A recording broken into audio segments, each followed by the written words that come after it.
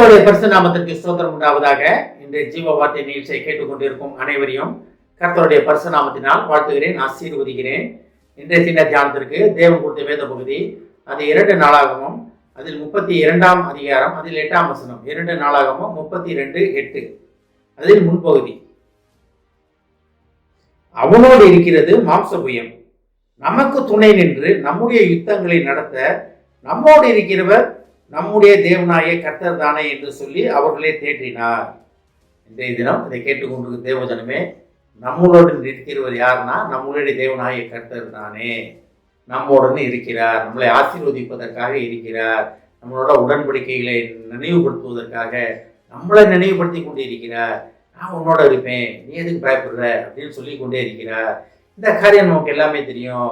இஸ்ரேலில் அந்த எருசலேம் எடுத்து கட்டி இந்த ஆலயங்களை கட்டும் போது நடக்கிற காரியங்கள் இது. அப்போ எதிரி ராஜா பேசும்போது நடந்த காரியங்கள் நம்ம எல்லாருமே அறிவோம் போது.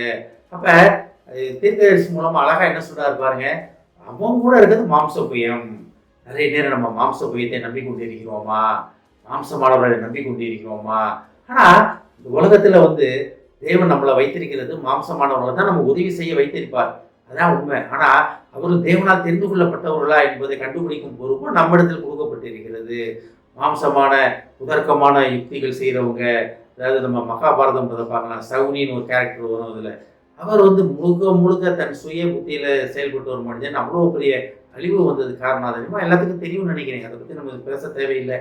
ஆனாலும் இதை நான் ஒருத்தருக்கு நான் சொல்கிறேன். நான் அப்போ மாம்சமானவர்கள் நம்ம மாம்சமானவங்க தான், ஆனால் தேவனால் தெரிந்து கொள்ளப்பட்ட மாம்சமானவர்கள் நம்ம அதை புரிந்து கொள்ள வேண்டும். அதே இன்னொரு விதமான மாம்சமானவர்கள் இருக்காங்க, அவங்க உலகத்தின் அதிபதியால் தெரிந்து கொள்ளப்பட்டவர்கள். அவங்க தான் இஸ்ரேல் மக்களுக்கு எதிராக வராங்க.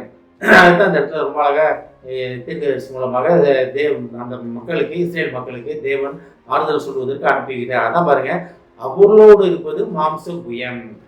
உலகத்தின் நம்பிக்கை, உலகத்தின் மேல் நம்பிக்கை வைத்திருப்பவர்கள், அவருக்கு உலகத்திற்குள்ள இருந்து உலகத்தின் மேல் நம்பிக்கை வைத்திருக்கிற ஜனம். ஆனால் நம்ம நம்பிக்கை எங்கே இருக்கிறதுனா கர்த்தராகிய தேவன், நம்மளுடைய கர்த்தராகிய தேவனிடத்தில் இருக்கிறது. அநேக போராட்டங்கள் வாழ்க்கையில் உண்டு, போராட்டம் இல்லாத வாழ்க்கையே கிடையாது. ஆனால் அதில் ஜெயக்குள்ள உதவுவது தேவனுடைய கரம், நம்மளோட தேவனுடைய கரம். நம்ம ஜெயிக்க பிறந்தவர்கள், உலகத்தை அசைக்க பிறந்தவர்கள், ஆண்டு அனுபவிப்பதற்காக பிறந்தவர்கள். அதான் ஆதியாகமம் 1:28 சொல்லியிருக்காரு, சகலத்தின் மிருகங்களும் சகல ஜாதிகளின் சகல காரியங்களையும் உலகத்தில் நான் படைத்த அனைத்தையும் நீங்கள் ஆண்டு அனுபவித்துக் கொள்ளுங்கள் அப்படின்னு கர்த்தர் நம்மகிட்ட சொல்றாரு. அதுக்காக நம்ம அழைக்கப்பட்டவர்கள், அதுக்காக நம்ம படைக்கப்பட்டவர்கள். உலகத்துல போராட்டத்தை கண்டு நம்ம கொஞ்சம் கூட கவலைப்பட வேண்டாம். உலகத்தார் உங்களை போராடுறாங்களா, உங்களை எதுக்குறாங்களா, ரொம்ப சந்தோஷப்படுங்க. தேவனாய கர்த்தர் உங்களோட இருக்கிறார். உங்களுக்கு இருக்கிற தேவ ஆவி அவங்கள எரிச்சல் படுத்துகிறது. அதனால தான் அவங்க உங்களோட போராடுறாங்க.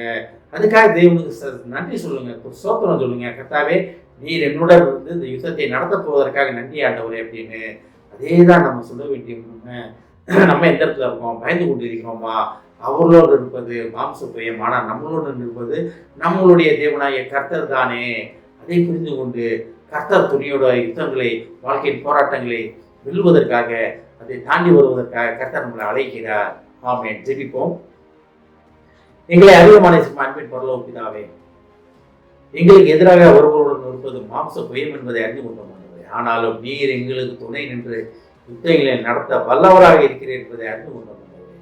நீர் எங்களுடன் இருக்கிறேன் என்பதற்காக நன்றி நன்றி நன்றி தாவுங்க. கரம் பிடித்து நடத்தி கொண்டிருப்பதற்காக நன்றி ஆண்டவர், நன்றி ஆண்டவர். ஜெயமோ கர்த்தரால் வரும் என்று நீதிமொழியில் படிப்பது போல தவணை, ஜெயம் கொடுக்கும் தேவன் எங்களுக்காக யுத்தம் செய்வேன் என்பதற்காக நன்றி நன்றி தாவும், நன்றி தாவும். இதை கேட்டுக்கொண்டு ஒவ்வொருவரையும் ஆசீர்வதிக்கிறோம் அப்பா, ஒவ்வொரு குடும்பத்தையும் ஆசீர்வதிக்கிறோம். குடும்பத்தில் உள்ள ஒவ்வொருவரும் ஜெயம் கொள்ள, ஜெயத்தை பெற்றுக்கொள்ள, யுத்தங்களிலே வெற்றியை பெற்றுக்கொள்ள உதவி செய்வாங்க.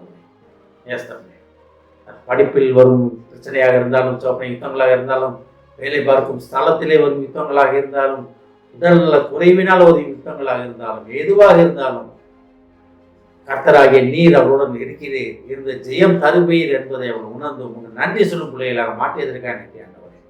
ஆசீர்வதிக்கும் இயேசுவின் மூலமாக கேட்கிறேன் நல்ல பிதாவே, ஆமென். கர்த்தர் உங்களை ஆசீர்வதிப்பாராக.